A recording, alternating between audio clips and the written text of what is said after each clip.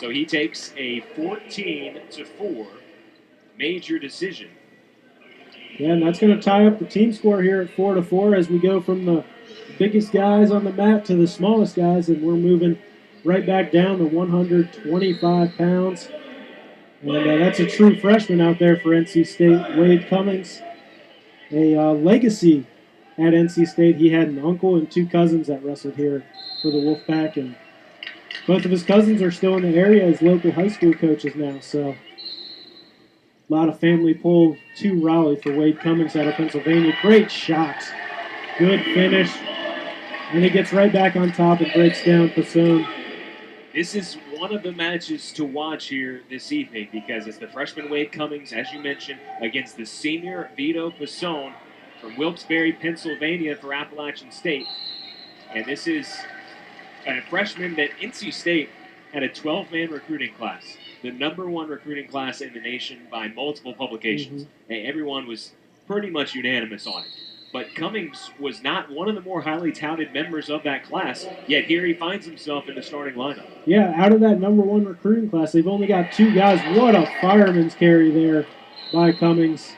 Doesn't get the points, but that was a great move. But as I was saying, out of that #1 recruiting class, they've only got 2 guys in the starting lineup.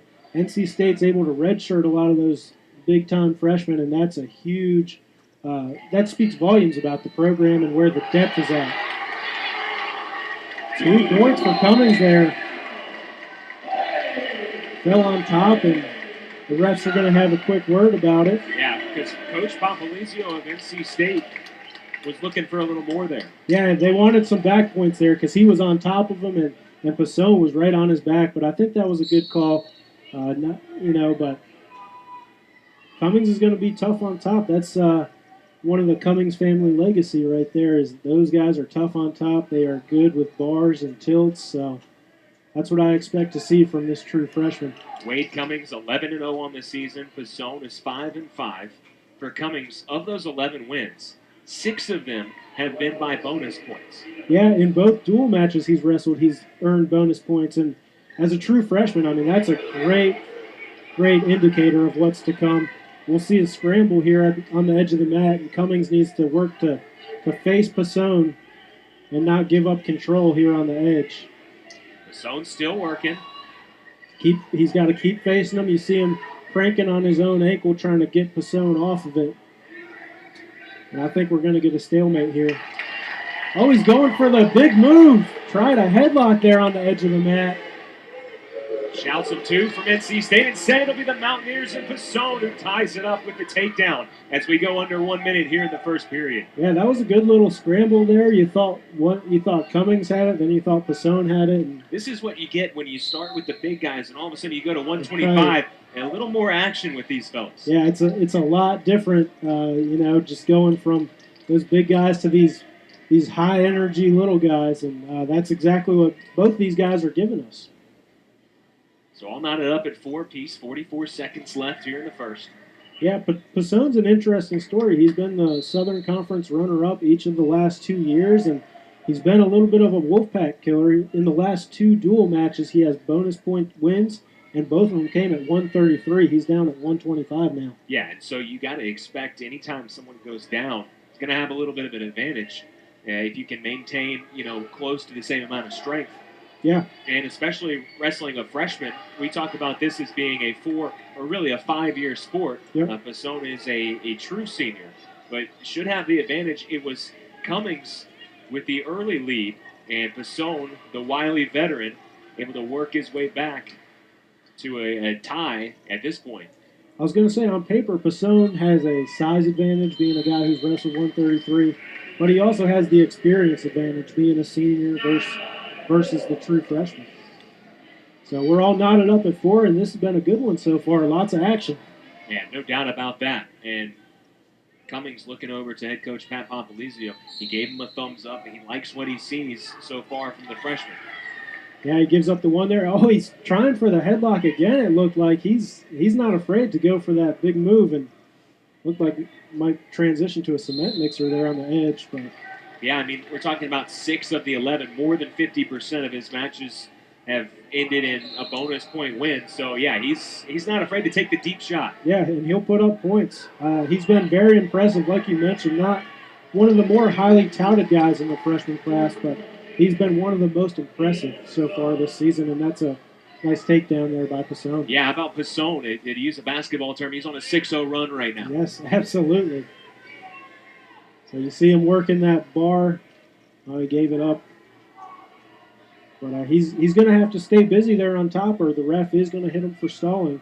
That's been one of the points of emphasis here for the officiating crew. So it's never good when you're parallel with a guy like Pasone is right now. And I expect the ref to make a call here shortly. Talking to both of them right now. Yeah, I think he's telling them you need to see a little bit of action here, and he calls the stalemate. So that doesn't mean anyone gets warned for stalling or anything like that. It does mean they do start back in the center, which for Cummings is probably a good thing. You get to start more in a 50-50 position. 55 seconds left here in the second period. And Pasone's sneaking up on getting that riding time. He's at 57 seconds right now, so it's a minute now, so Cummings does need to work up, and that's what he's trying to do, getting to his feet. But Pasone is tough on top. That's his best position. After Cummings shot out of the gate, up 4-1, it has been Pasone who's been in control of this one. That's the thing about college wrestling. In high school, maybe if you get up 4-1, the guy's going to start thinking negatively. But yeah, an experienced guy like Pasone who's been through the battles he's not going to give up after 4-1. He knows he's still got plenty of a chance, and he's trying to get back points, but just a 1 count. So the second period is going to end here in about 5 seconds, and Pasone's got very close to 2 minutes of riding advantage. So Vito Pasone really dominated that second period. And he's right up. Look at him just coming right back to the center. He's got to be ready to go, yeah. He has definitely bounced back from that rough start. Well, and this would put his team on top too, so it's big for individual and in terms of the team score. The sprawl from Pasone, defending well. Yeah, Cummings tried a shot there and just couldn't get past the defense of Pasone. He's got to make sure he keeps wrestling here on the edge, because as long as you got one toe in, these refs are going to let you keep going. When you're trailing in a situation such as Cummings, how costly can a missed shot like that be? Well, it can be if you let your guard down for a second. That's what you can't do. Is when you're on the edge of the mat, you got to keep wrestling. I mean, he's not out of this. We saw earlier he was trying headlocks and looked like he might go for a cement mixer. So he's got some big moves. And I mean, this is only, I guess with ride time it's 4, but there's another 2. Yeah, Pasone, you could just see the experience there. Yeah, absolutely. He was everywhere. He was left and right, and eventually able to get around. Yeah, great motion there to keep Cummings guessing as to what he was going to go for, and he's going to cut him and look for 2 more here. So 9-5's the count. 1 minute left, and Pasone's got over 2 minutes of riding time, so you can basically lock that up. It's a 10-5 match, and that's a deep shot. And there's your 2. Yeah, Pasone has really been able to do pretty much what he wants to do after, say, the first minute and a half or so. Yeah, he has. And like you said, I think it's the experience shining through. Cummings has been very impressive with his 11-0 start. But right here, it's experience shining through, and Cummings gets hit for stalling his first of the match as Pasone was just holding his head down. And that's trying to make it obvious to the official what's going on there. That's a guy saying, this guy's not doing anything, ref. Help me out here. So 11-6. Make it 12-6 really with the riding time. Can Pasone get 2 more? There's 2 yes, more. He can. That experience is so crucial in college wrestling.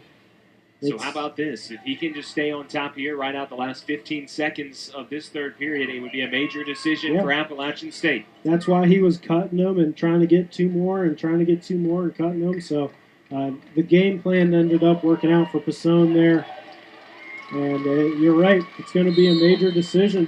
Yeah, we talked about Vito Pasone and his experience. he gives Wade Cummings his first college loss, drops him to 11, and so he has been a bonus points machine against the Wolfpack. Yeah, we mentioned Pasone going down from 133 to 125, and NC State's Sean Fausz, who's out there right now, is making the opposite move. He was an NCAA qualifier at 125 last year, has moved up to 133, and is ranked 18th in the country right now, so he's off to a good start with a 9-1 record. He actually lost his first match of the season and has won 9 in a row, so. On a bit of a hot streak. Yeah, and these are two lanky wrestlers at 133. Fausz was extremely tall at 25. He's still pretty tall for a 33-pounder, and Colby Smith checks in at 5'10". So Smith, the freshman from Missouri, 10-3 on the season. Fausz, as you mentioned, 9-1.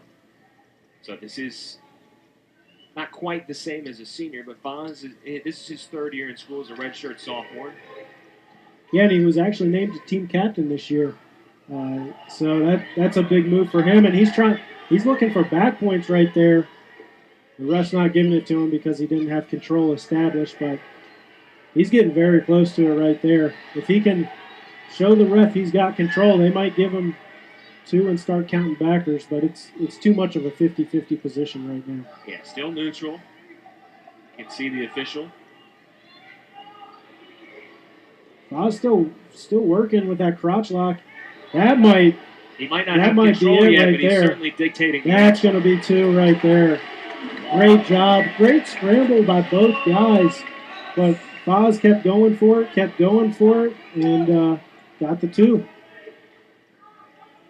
So he's working that tight waist with a claw and little roll from Smith, but that's not going to get him out yet. Boy, Fausz so tough on top right now, just clinging on. Yeah, I think top is showing Fausz's best position, actually. It helps when you're so long on top, because that can give a shorter wrestler, which Colby Smith is not, but at 33 you'll see some shorter guys that'll give him trouble. Hey, and there's 2 more for the reversal. How about Smith able to turn that around? Yeah, these guys are rolling around a little bit, scrambling around, and he comes out with the 2 there is where you've got 30 seconds left in the period, and Fausz is out to make it 3-2.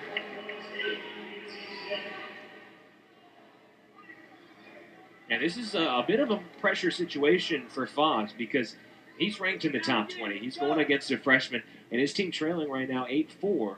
This is a match that Fausz will feel like he has to have for his team. Oh, yeah, no doubt about it. I mean, and he's aware of that. He's going to put a little pressure on himself, and he knows that his team needs to get back going, and so that's going to be important to him as we end the first period with a 3-2 score for Sean Fausz.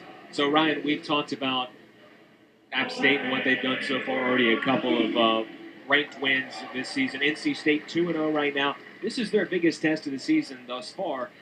They beat UNC Pembroke 43-6, beat Air Force 29-6, but neither of those teams the caliber of Appalachian State. Yeah, no doubt. And those 2 matches you mentioned came at the Wolfpack Duels, which they held at Cary Academy, and they won 16 of the 20 individual bouts in those 2 matches. So it was a pretty dominant effort, even though they were wrestling a couple backups in those 2 bouts. So this is a much different test, though. And Fausz was close to getting some back points, but the ref looks like we're going to get a stoppage for an illegal hold there. So 1 point for Smith.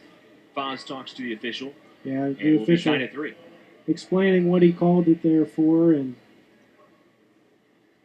they're going to start back in the center, all tied up at 3, but Sean Fausz is closing in on that ride time point. He's got 55 seconds advantage time on top. And Smith is up to his feet. And that's going to be an escape right as the clock crosses a minute of ride time. 1:03 for Sean Fausz. That's a great shot there. Great low single. Kind of a sweep single from Fausz.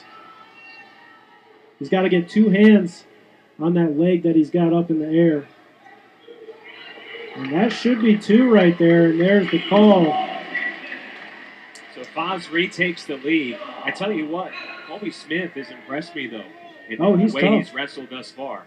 And I believe he's a true freshman. So He is a true freshman, but 3-time state champion in the state of Missouri. He was 193-11 in high school, so some pretty good reps in the state of Missouri. Yeah, exactly. I mean, when you come in with those kind of credentials, you probably expect to start right away and do well right away too. I mean, that's a big time confidence thing, and wrestling is so much about confidence. So it doesn't look like Colby Smith lacks that as he's going up against a guy who was a NCAA qualifier last year and is in the national rankings right now. And when you talk about a true freshman, because we just saw this from Wade Cummings of NC State, as Smith is going to be able to escape 5 apiece, 1 minute and 34 seconds of riding time for Fausz. But we just saw this from Cummings. Later on in the year, you can say, hey, they're not really freshmen anymore. But, I mean, this is just the early juncture of the season. And really, the freshmen are at a disadvantage. They're just getting their first taste of collegiate wrestling. Yeah, no doubt. And even though Colby Smith has 13 matches on the year, it's only 3 dual matches. And there's a big difference between an individual tournament where you can rack up a lot of matches and being in a duel where everybody's watching you and something's on the line there. So we'll go to the third period. We're tied at 5, but Fausz does have the ride time advantage, 1 minute and 34 seconds. I tell you what, Smith, even if he isn't able to pull this one out, which he's very much in this bout, like keeping it to just a decision, I think would be a win for the Mountaineers. Yeah, if you're a true freshman out there wrestling in this type of situation and you can limit or not give up bonus points, that's huge. But he's very much in this match. He just needs to ride for 20 more seconds, and he'll cancel out that riding advantage that Fausz has right now. So Fausz needs to start moving a little bit. And there's a stalemate call. Still 1 minute and 12 seconds of ride time right now. Yeah, Fausz is going to have to move right on the whistle in order to keep that ride time point in his favor. And Colby Smith, he looks good on top. I mean, he's been riding tough in the limited amount of time he's been on top. Fausz is going to try to pop out the back door here. And he looks like he's just about out. He's going to have to establish control, and that's going to be the 2. There's 2 for reversal right there. And he saves the ride time point. It's at 1:02 right now. Yeah, he just did. It just went under and then back over. Good throw by attempt, but Colby Smith just drops down to a leg and puts himself in an advantageous position off of that. Watch out here for Smith, 7-6. And as soon as he gets that takedown with where the riding time's at, it's basically going to cancel it out. Yeah, so if Smith can get this takedown, he might be able to take this bout. This is huge. Fausz needs to put 2 hands on that right leg of Smith and try to work for his own takedown. He's back to his feet. This is a good spot for him to be at right now. And he's going to try to spin behind and get another 2 for a takedown. So Fausz was in a pretty precarious position there, and all of a sudden now finds himself in a position of strength. Yeah, he's got the advantage right now. He's working that crotch lock, trying to get back points, and the ref says he does not have control yet. I think he should be counting backers, but wow, look at Colby Smith there. Rolls right out of it, puts and so himself. both teams shouting for 2. And time runs out. Wow. So Fausz will take an 8-6 decision, but immediately Appalachian State coach John Mark Bentley is walking over to the monitor, and he wants to challenge this. Yeah, I think he's going to challenge it and try to say his wrestler did have control before time ran out on the edge of the mat. We'll see what happens. And what was interesting about that is, we'll see if we can get a look at this, but NC State, their bench thought, and you were saying that you thought that he was going to get back points. He had control, and then he was not deemed to have that by the official, and then immediately Smith able to put himself in a very similar position. Yeah, that was a great scramble by both guys. Like you mentioned, you got to be impressed by Colby Smith there with how he's performed against a guy who's an NCAA qualifier and probably came into this match, even though their records are similar. Sean Fausz probably came in as a pretty heavy favorite. So the refs are still over there taking a look at it. And if they do award the takedown, it's going to depend on how much time was left on the clock because Fausz only has 1:02 of riding time. Yeah. And if he doesn't cancel out the ride time, we'll be going to sudden victory overtime. If he did cancel out the ride time, which I don't think there's much of a chance that he had control for 2 seconds and canceled it out, but he would actually win 8-7 if that's the case. He could certainly do that, and so this match right now kind of hangs in the balance, but I wouldn't think so as well. If you're not going to rule control, it would be awfully hard to go back to the monitor and then rule that not only did he have control, but for several seconds as well. For 3 seconds or more. Yeah, I would think it would be hard to kind of overturn that. The officials? The officials have come back. And it looks like the ruling will stand. Yes. And so Sean Fausz wins a nail-biter. State's first match on the road even, so if that is the case, which I think it is, that's a pretty impressive performance for a guy his first time in a road duel match.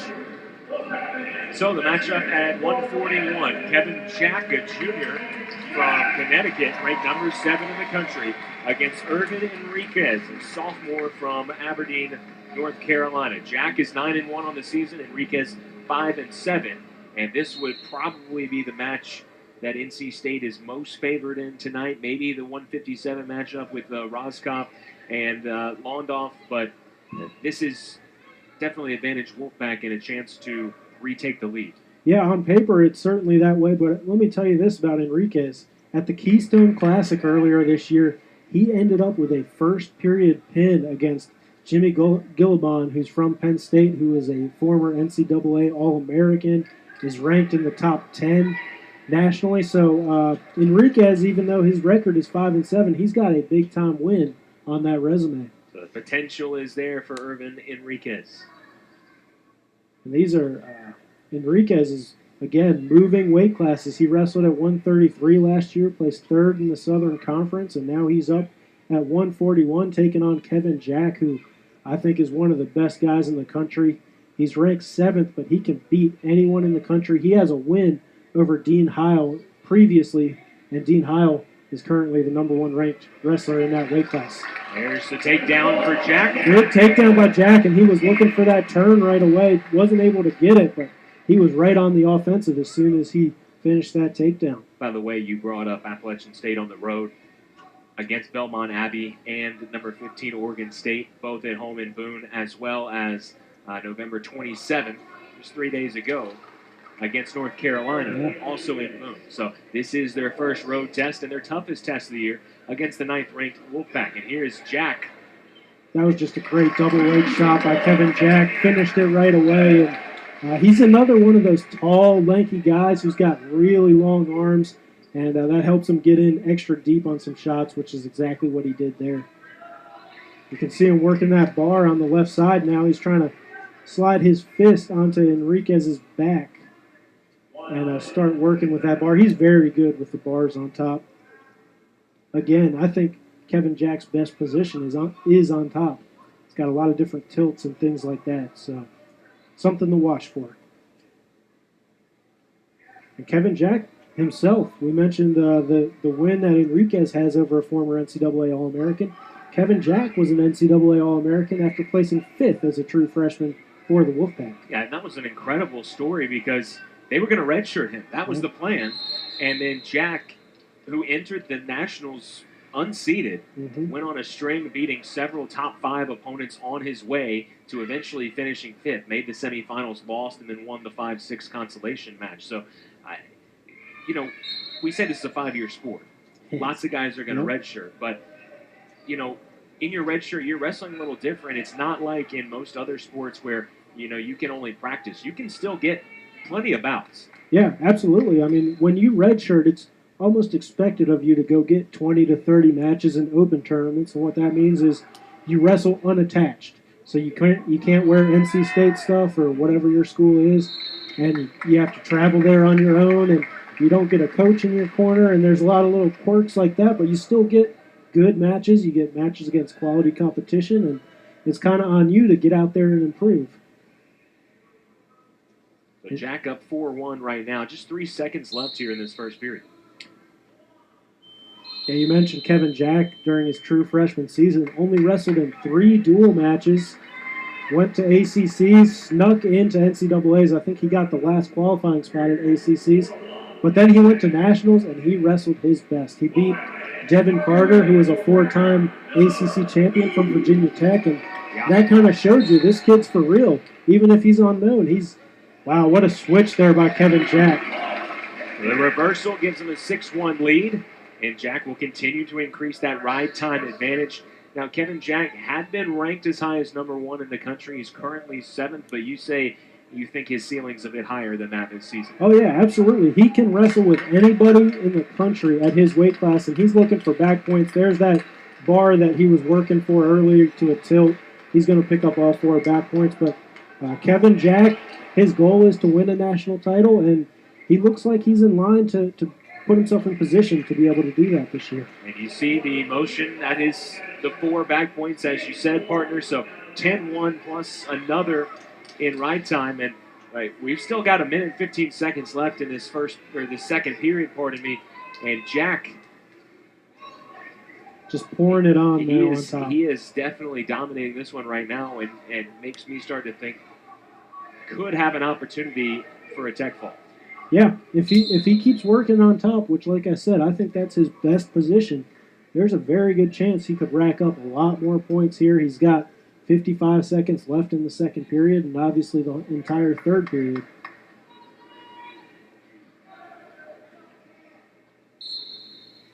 Jack twice an NCAA qualifier. You mentioned he was a freshman All-American. The first one here at NC State since 1991. Yeah, it's just an old guy's sport. You're not going to step in and dominate generally. Yeah, I mean you're always going to be better as a college wrestler in your second year than your first, and then you're going to continue to improve from your second to your third, and it kind of works like that. But State's had a lot of impressive wrestlers who had good true freshman campaigns. And a couple swipes already, 3, 4. I believe I counted 4. The ref is showing 4. And it will be 4. Well, like I was saying, State's had a lot of impressive guys have good true freshman campaigns and not All-American. Darion Caldwell was a former NCAA champion, and he did an All-American as a true freshman, and that shows you what kind of wrestler Kevin Jack is. He's only 3 seconds left here in this period, but Jack going to work. Just going to run out of time. Will go up. So it's 14-1, and Jack with the ride time as well, but that might not come into play here. Already up 13 points. Just needs a takedown here. Yeah, takedown ends it with a tech fall, which would be 5 team points, and obviously that's crucial for the team score. Starting in neutral. Yeah, I don't think Enriquez wanted to be underneath Kevin Jack anymore, and that should do it. There's 2 for Jack. That makes it 16-1. And he will finish this off with still 1 minute 37 seconds left in the third period. Kevin Jack gives NC State 5 big points. And we said, hey, that is probably, other than maybe 157, this is where the Pack are most favored. And so, as you see, we are back from the intermission break, and we start at 1:49. Yeah, that's right. And this match has already been going a little bit, and right now it's a 2-1 lead for NC State's. I believe that is Sam Speno. I can't see his face right now. Yes, that is Sam Speno, the redshirt senior out on the mat. And like we talked about with Pete Renda, Speno redshirted last year, what should have been his 4th year, and now he's back in the lineup. That's the same thing they're doing with Pete Renda. And it's wrestling's unique in that happens so often, but it does happen a lot. And it's the wrestling season's so long that after you've wrestled 3 straight years, it's nice to have a little break and be able to hone in on the finer details. Now, Sam Speno of NC State, 6-3 on the year. He's a redshirt senior, as you say, against the sophomore, 8-3, ranked number 15 in the country, Matt Zovistoski. And there's 2 for Speno. And as you say, you weren't sure if it was Speno or not, because this is one of those where NC State had an or next to it. It could have been Bo Donahue. Yeah, Bo Donahue's a guy that wrestled 149 for him last year, and he didn't finish with a 500 record, but he was a tough guy that went out there and he was in every match. And Speno's a guy that, like I mentioned, redshirted last year, and they're expecting big things from this season. He's ranked 16th nationally by Intermat. Good single there from Zovistoski, and he's trying to finish. Speno not letting him finish. Good scramble there. Zovistoski tried to kick out that leg, and Speno just kind of olayed it. Oh, look at that. That is a phenomenal move from Sam Speno. Puts it in his advantage, and he's got him in danger. That's going to be very close to a fall. He's still working for it. 2 seconds left. Speno. If he would have had a little bit more time. He will not get the fall, but he gets 4 points. And it's 10-2. Not what you expected. As you say, Speno is ranked in the top 20, depending on where you look. But, boy, that NC State bench was going nuts right there. Coach Papalizio wanted the swipes, and eventually he got them. Yeah, they got him, and with 5-10 more seconds, Speno would have kept working for that fall, and you never know if he would have gotten it or not. But he looks extremely impressive here at this new weight class because he's a guy that was wrestling. He started his career at 133, moved up to 141. Now he's at 149. And he'll cut Zovistoski. Good defense there, taking it away, and he's in on a shot. Got his hands locked on that leg, and that's going to be a finish right there. The ref called 2 and then took it back, but there's the 2 confirmed, I should say now. 12-3 Speno, 1 minute and 30 seconds of riding time, just under 1 minute and 30 seconds left in this second period. What a way to come out of intermission, huh? A lot of points here. And this has been... No doubt about that. We told you, we warned you that this was going to get better as things went along. That's right. And even though the score is 12-3 and looks one-sided, there's an escape point. Finally confirmed it. This has been back and forth. It absolutely has. But, I mean, you got to like a little underdog. And even though, Speno is a good wrestler, no doubt, and, in some cases would be ranked just as highly as Zovistoski.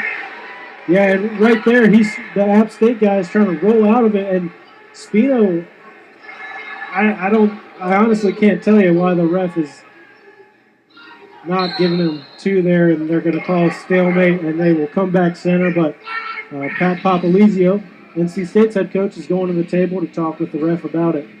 This is a good crowd here in Reynolds Coliseum. As we told you earlier, this is the first time that the Wolfpack have wrestled here in 646 days. So, the volleyball team has played here, the women's basketball team has played, but they haven't gotten an opportunity to wrestle. This is their home opener.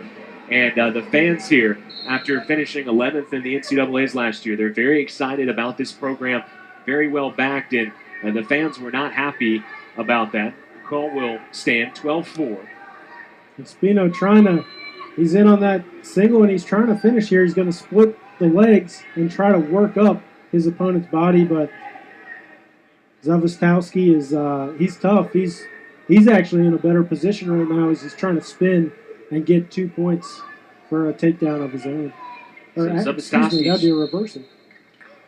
And it's a stalemate. But Zovistoski trying to hang tough in here after falling behind 10-2. Gotten a couple of escapes. 12-4 riding time. Looks like it's going to go Speno's way. Yeah, Speno's got 1 minute 47 of ride time heading into the third period here. So as long as he gets out in less than 47 seconds, he should be able to hang on to that.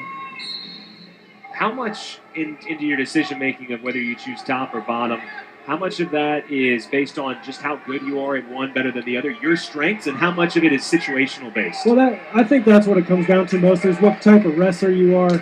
And Speno gets the reversal there. There's also a locked hands violation, so that's going to be another point. But, it comes down to you personally, what kind of wrestler you are. If you're good on bottom, you're going to choose bottom because that's pretty much like a free point. Yeah. You won't see a lot of guys choose top, but the NC State guy we'll see next, Max Rohskopf, he's a guy that sometimes will choose top because he's so good in that position. Another 50-50 position. I feel like there's been a lot of these here in this match. I mean, for the most part, it's been a 50-50 proposition between these two teams. Yeah, and Zovistoski's hooking that ankle, trying to establish control for the referee. And there it is right there. The ref gave it to him. And so that cuts it to 8. And again, milking away that ride time, there is just enough differential that Speno is going to have to get out of this. And if Zovistoski can stay on top, he'll be able to keep it to a decision. He will not. I was going to say, just the situation calls for Zovistoski has to cut him and go for more takedowns. He's trailing. Now it's 9, so he's got to get some takedowns here. And Speno is right in on a shot. And again, he's going to try to split his opponent's legs and work up the body. And we'll see if he is able to get that left arm out. Zovistoski's kind of trapped that between his legs. And 20 seconds. That's what's preventing the ref from giving the 2. And they're still scrambling, and Speno's getting close to getting that 2. 10 seconds left. There it is. The takedown at the very end of the match. That is going to secure a major decision.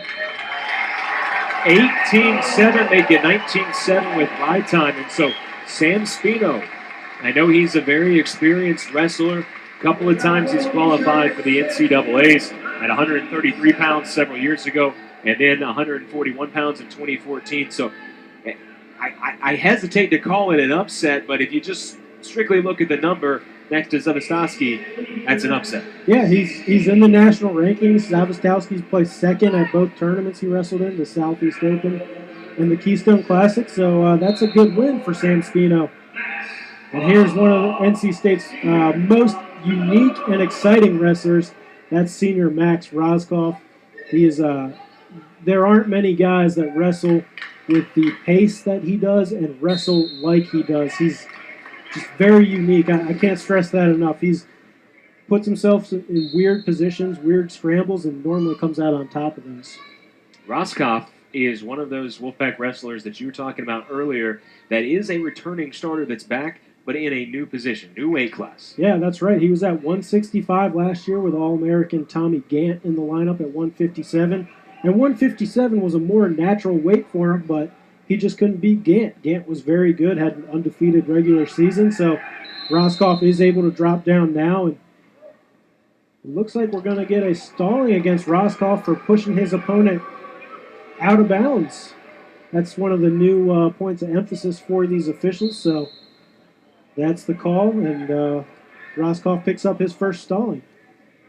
But like I said, he was wrestling 165 last year, and Rohskopf told me to stay up at that weight, he had to lift 5 days a week, and that's tough, because normally with a wrestler, you're trying to cut weight and doing more conditioning to lose weight, and he had to try to keep it on, which I'm sure was extremely tough. Yeah.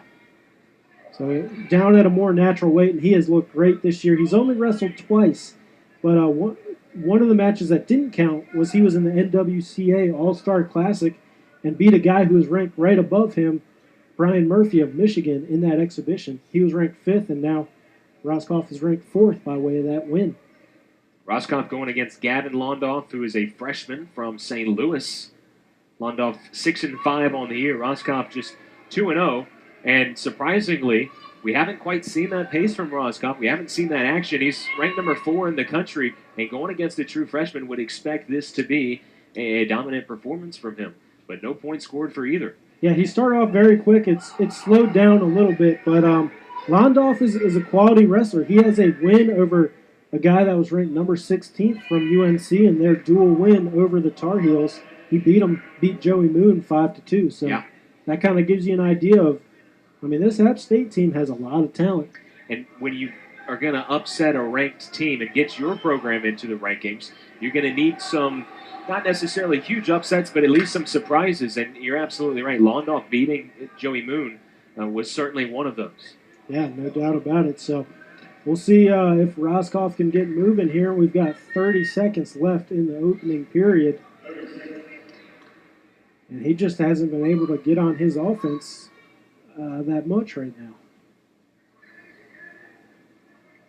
Rohskopf is a great story, though. He came here as a virtual unknown in the recruiting process, and as a true freshman, get this, he wrestled all the way down from 149 pounds all the way up to 165. There are very few guys who can wrestle 3 different weight classes in one season, and that was how he got introduced to college wrestling. Wow. And that's the end of the first period. No points between these two. And so Londoff feeling good about his performance thus far. I got to ask you, so generally it would be easier for a wrestler to go up a weight class, unless it's a situation like Rohskopf where just a more natural weight for him is lower. Is that generally the case? Much easier to bulk up a little bit than to cut and cut down that much? Yeah, I think that's way more common just simply because a lot of these guys, when they come in as 18-year-olds, their bodies are still developing. Oh, and sure. They get into a college weight program for the first time, and I know NC State does a lot of that, and it shows with all these guys changing weight classes. Rohskopf's got the claw, and that's not going to be a penalty, but it's potentially dangerous. So just kind of a warning and a restart in the center of the mat. But there's Rohskopf's very good with that. It's a side headlock tilt that he really likes, and it's not a very common move. So a lot of guys don't get to see that in practice and learn how to defend it and feel it a lot. Well, you saw Londoff it struggled momentarily, but really nice job able to fend it off. Yeah, I mean, he's fighting tough out here right now. We're halfway through just about the second period, and it's 0-0 against the guy in Max Rohskopf who was in the top 10 all of last year at a weight class higher than he's at right now. Rohskopf was also the ACC champion last year and went 13-2 in duels and 16-4 overall. So there's a stall warning. Yeah, Londoff is just not moving enough, not basing up. When you're flattened out like that, you've got to get some motion, and that's his first stall call of the match. So the next one will be a point for Rohskopf. And Max is so good on top. I mean, he has these very rare moves that you don't see very often, and he's trying to work this bar, and he was very close to a turn there. He is awfully close to the turn. And he's still got that bar, and he's still got 20 seconds to work it. So even if he doesn't get back points, which he is awfully close, there's the swipe. 3, 4 swipes got all for Max four. Rohskopf. Got all 4 at the very end of the period. That is huge. So not only did he rack up 2 minutes of riding time, now he has a 4-0 lead. And so that's what you were talking about when really good, mentally tough wrestlers are able to do their best work and finish off periods strong. Rohskopf must have been frustrated at that point. He gets the big 4 swipes to take a 4-0 lead. I think, Ryan, this will be a good time to ask you about this. The back points are different than they have been in years past. And that's why when we saw the third swipe, I knew it was that vital that there was a 4th one. Can you explain that for everyone? Yeah, so I guess they changed this last year.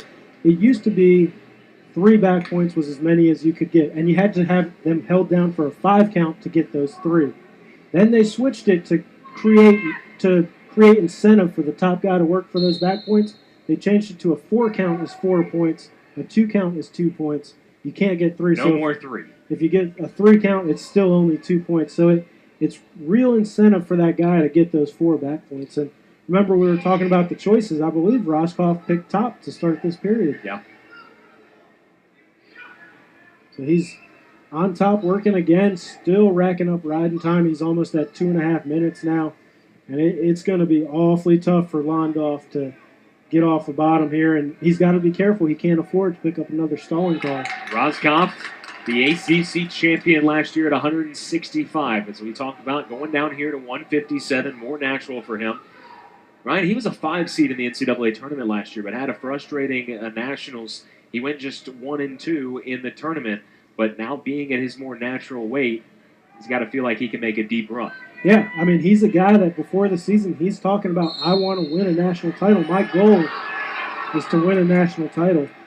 And that looks like just a potentially dangerous call again. Rohskopf speaking it over with the ref so that he knows what to do. I think it's because he brought the arm off the back, is what it looked like the ref was showing him there. You got to keep that arm on the back if you're twisting it like that. But like I said, no points, so it's just a restart. Londoff is to his feet. 1 minute to go here in the third period. Rohskopf breaks him down, and he's working here. I do you not. think that the back points rule, that's going to make the sport better Oh, because it absolutely. incentivizes the top man going after Absolutely. him? If you can get 4 points versus 3, you're going to be, you're going to be trying to get those, and it really helps a guy like Rohskopf who's so good on top. And the crowd here calling for stalling, and I can't say I disagree with them. This is Londoff, once he got broken down, has kind of been on his belly, so he's going to have to get moving. Rohskopf still working that chicken wing, putting the left arm of Londoff across his back. 10 seconds to go here in the third. I'll tell you, this is really impressive for Rohskopf to ride him for all 4 minutes of the second and third periods. That's maybe not on paper as dominant as you expected in terms of points, but it's a very dominant 5-0 win, racking up 4 minutes of ride time. So the decision for Max Rohskopf gives NC State a 19-8 advantage as we go to 165 pounds. I think that's a good point that you bring up, partner, is